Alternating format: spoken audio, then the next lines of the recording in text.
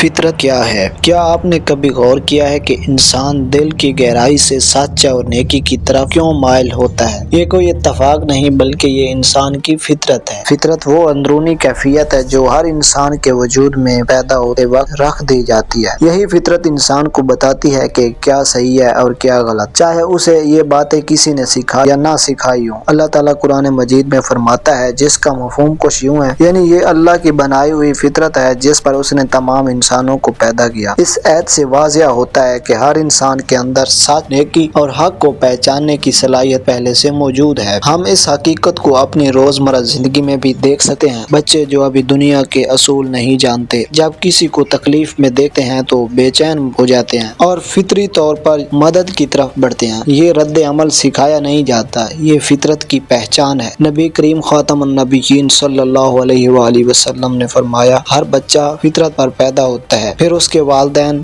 اس کو ایک مثال سے سمجھیں۔ صاف پانی لیجئے، اس میں آہستہ آہستہ مٹی ڈالی جائے تو وہ گندا نظر آنے لگتا ہے، حالانکہ اس کی اصل صفائی ختم نہیں ہوتی۔ بالکل اسی طرح انسان کی فطرت بھی گناہوں اور غلط عادتوں کے پردوں میں چھپ جاتی ہے، لیکن وہ کبھی مر نہیں جاتی۔ فطرت دراصل انسان کے اندر موجود وہ روشنی ہے جو اسے اللہ کی طرف پلٹنے اور نیک اعمال کی طرف بڑھنے کی دعوت دیتی ہے۔ جب انسان اس آواز کو سننا شروع کرتا